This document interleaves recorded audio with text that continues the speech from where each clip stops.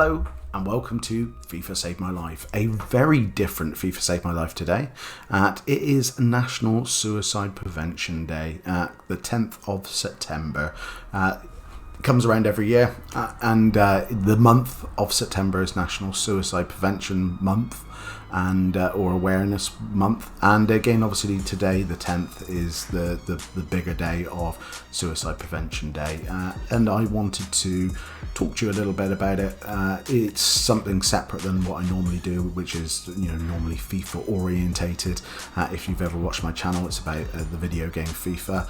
And you might or might not know that I suffer from depression myself. So I am qualified to talk about this in a way a lot of people aren't, which is good, which is very good news, because I'm quite open about the fact that I have tried suicide.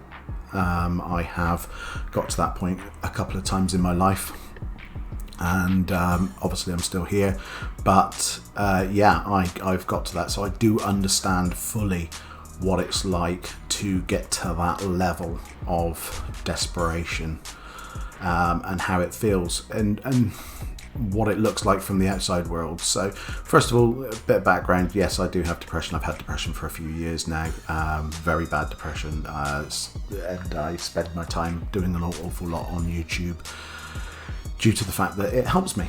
I started FIFA a couple of years ago, not really being a sort of a serious FIFA player, and got into it, and I found it was something to look forward to and something that took my mind off things at quite low points, and helped at times to deflect the negative thoughts that you have when you have depression. So I then went on to start a channel called FIFA Saved My Life, which makes sense then. And it's grown, and a lot of you have watched it for the last couple of years, and I thank you very much. But if you're coming here because you're just looking at the channel due to the fact that I'm talking about National Suicide Awareness Day, again, welcome, and you're very welcome to join in and leave comments down below. I'm very open and honest about everything that's happened in the last few years, because I feel it's very important that the stigma of, number one, depression and suicide is put aside, and people really understand what it's like from the outside, rather than from people on the inside, because it's rarely talked about from the outside, let alone from people who are on the inside and had to sort of go through these situations. So first of all, obviously 1 in 5 people suffer from depression, which is a lot of people. We're in an age of coronavirus, and that's higher. And a lot of people who have depression lead to suicide because of the way they feel and how far it gets. And that is what today is about, is talking. I think a lot of people need to talk about this, and a lot of people need to have a look at their friends, family, and notice if there's anything different, and just ask them questions. You don't need to ask them, give them the Spanish Inquisition and shine a light in their eyes.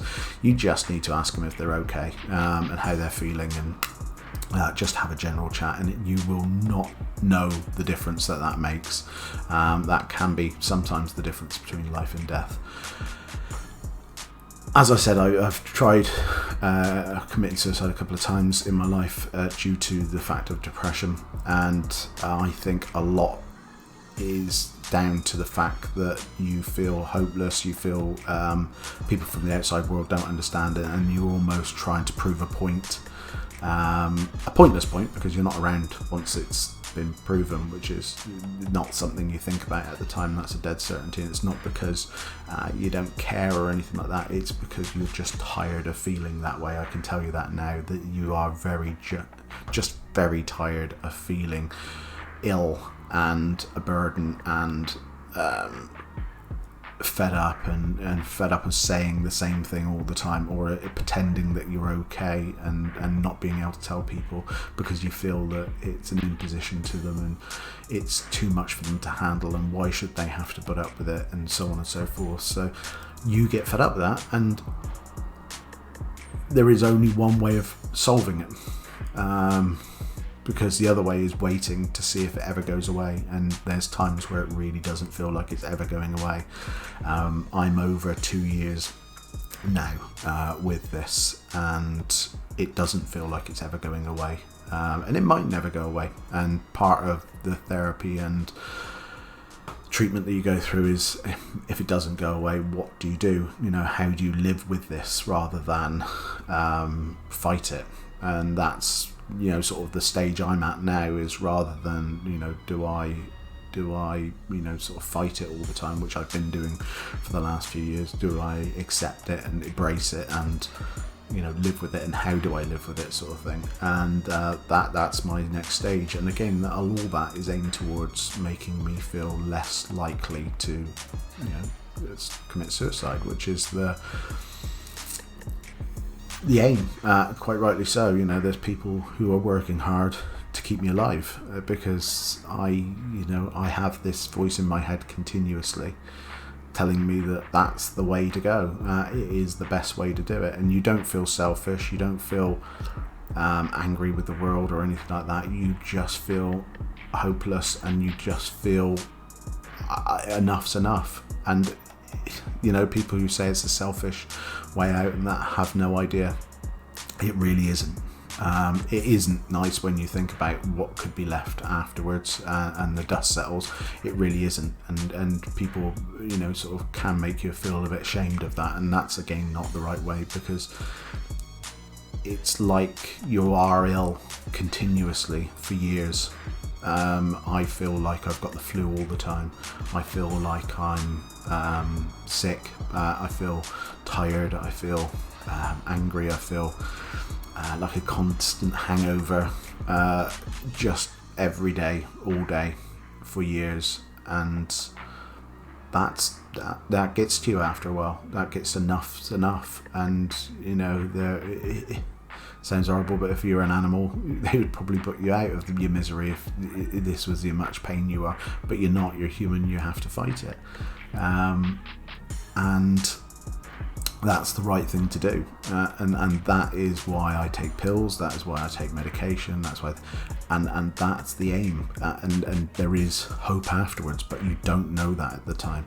And I think that's the big thing. A lot of people really got to understand, and would help people to be able to talk to them, is that it's not a selfish thing. It's not the coward's way out. It takes a lot of courage to get to that point, and it takes a lot to want to do that.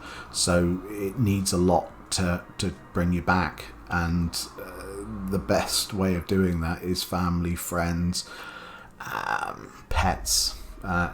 Believe it or not, pets were one of the reasons I came back. My first time, I'm not going to go into the details, but it was a weird reason, but it was something that helped me survive. And you're just looking for anything to anchor yourself to and get through the next couple of days, and you will see things differently. But the problem is that people will tell you in therapy it's a permanent solution to a temporary problem, and that isn't any truer a word spoken. It is a temporary problem. You just don't know how temporary it is. And again, a lot of people do it not just because of depression. Like I said, 1 in 5 people suffer from depression, but there is people out there who do it because of money troubles, especially with coronavirus around at the moment. People have lost their jobs, people have lost their relationships, people have lost all sorts of things, and it feels like it's the only way out. And I know that, and I feel that, but you've also got to then see if there is other ways that you can fight, and just hang on an extra day, really, to be able to let people help you. And I think that's the biggest thing. You've got to let people help you. You've got to tell someone. I've been close to it several times since, and I got myself out of the house. I was on my own, and I went to the doctors, and I just sat in the doctor's surgery and talked to the doctor and just told him what I was feeling, and that was it. It was enough to get out of the house. I wasn't on my own. I talked to someone, felt a bit better. I'm not good at talking to Samaritans or anything like that can't do it. It's not me. But horses for courses, if that's the way you want to do it, is on the phone and not face to face, then there's plenty of phone lines that you can ring to help with that situation, and they will listen. They won't judge, they won't tell you what to do and what not to do. They will just help you and guide you and listen. And that's the big thing, is listening. And I think that's the message that I've got today on World Suicide Prevention Day, is listen. And it's not just listen to them when they're telling you that they're at the lowest. Listen just for signs, guys. Listen to someone who just says they're okay a lot. That's usually a good sign that something's going wrong. Look, listen to someone who's not sounding the same as they normally do, not as positive as they have been, or over positive and overcompensating. We're all very good at putting masks on and pretending we're okay when we're really not. So again, maybe then deep dive a little bit more and ask them really how they are. Have a beer, have a chat, have a pizza, whatever you want, and just let them talk if they want to, or let them maybe give you breadcrumbs of information that makes them feel a little bit better that they've talked to someone. It really makes the difference, and that's all you can do, guys. But judgment is not something that you can do these days. The taboo of mental illness is luckily being fought on all fronts. Things like Mind and all the big charities that deal with mental illness are doing an amazing job of bringing it home. A lot of famous people have had mental illness, and we know that. There's a lot of people who have not come back from suicide, and they are lost to us, and we all mourn them. And you can feel that as just a person who doesn't know them. So again, you've got to kind of go to that person who does know them and how they feel. But you've just got to talk to people, and I think that is the biggest thing. I was always seen as a closed book. I didn't realise that. I thought I was quite an open person, but my family has told me since, and since we've spoken a lot about things like this, that I was a very closed book and that I didn't tell anybody about anything. And I didn't realise how closed I was, but how much difference talking does make. Even things like this, I've promised to be open. I've promised to try everything that any of my therapists give me, because you don't know what's going to work. I do meditation, I do all sorts of stuff, and it's stuff that I wouldn't have done in a million years before. So you've got to just sometimes have that leap of faith and try something that you're maybe not comfortable with, that then allows you to sort of find your inner peace a little bit sometimes, and bring you back from that situation. And the biggest thing is, don't be afraid to ask for help, guys. There is a lot of very nice people out there who will help.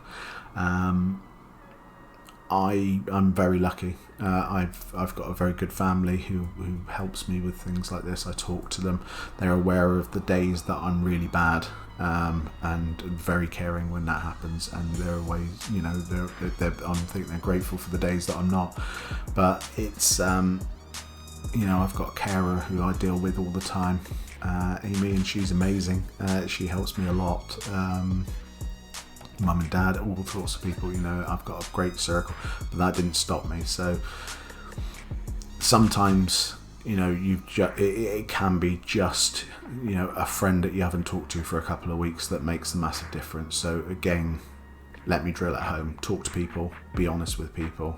If you've got this problem going on, let someone in, or give them a hint, and be honest with people, because that they can't help you if they don't know.